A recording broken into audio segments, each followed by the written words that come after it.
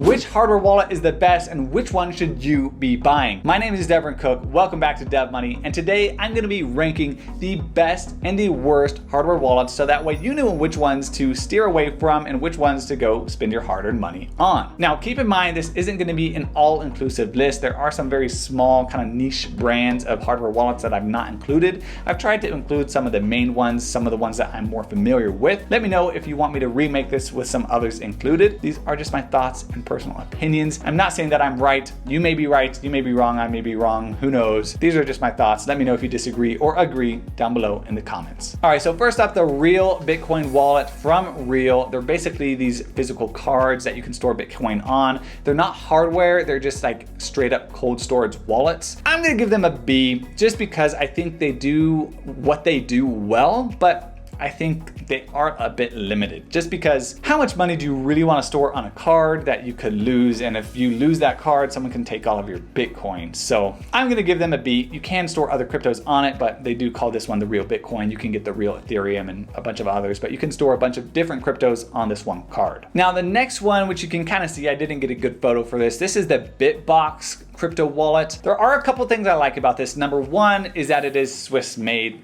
I'm a sucker for Swiss made things. I think that's just awesome. I do like that, and I do like that they're open source, but I'm probably just gonna give them a B, put them right over here, just because they're not a real mainstream crypto wallet. They've not gotten a lot of mass market attention, and so they're just not my favorite. I'm not saying that I just like the popular ones. I'm just saying that they've not gotten as much use as some of the others, and so there's probably some bugs that need to be worked out, and I would just kind of lean more towards some of the other more popular options. Now, the Decent wallet, I think they also get a B because they're doing a couple things which I like. They're doing the biometric authentication, which is pretty cool, and they do have a decent screen. The wallet itself does feel kind of a bit, I don't know, a bit plasticky, but a bit solid. It's kind of like in the middle. Doesn't feel super premium, but it's not priced real premium either. I'm gonna give them a solid B. Now the next one, which you can see right here, is KeepKey. I'm gonna actually give KeepKey an A because they're priced really well at about $49, I think. I think the design is really modern and really sleek, and I just think it looks good overall.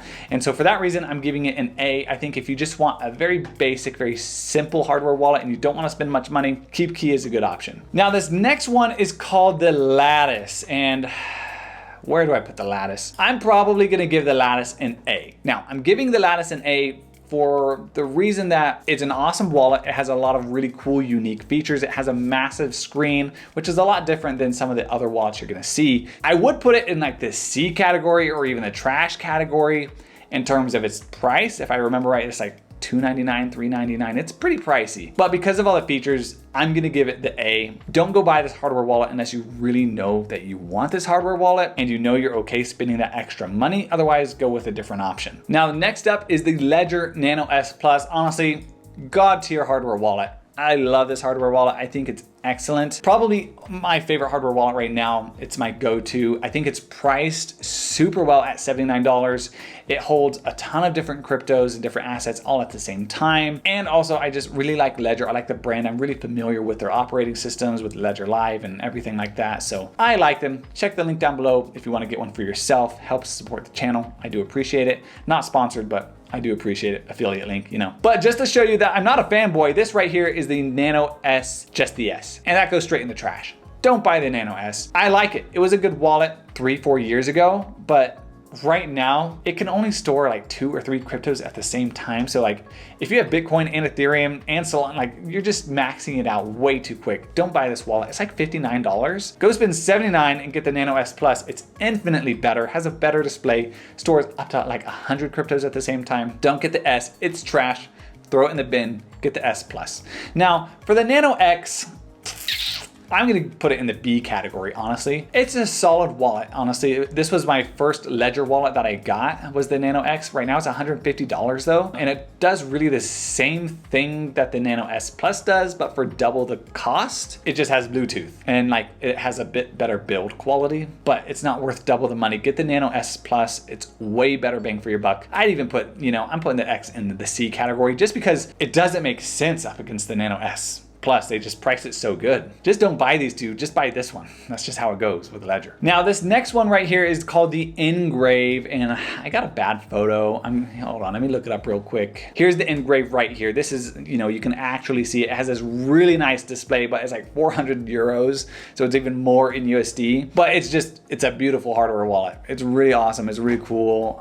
So for that reason, I'm gonna give it a B.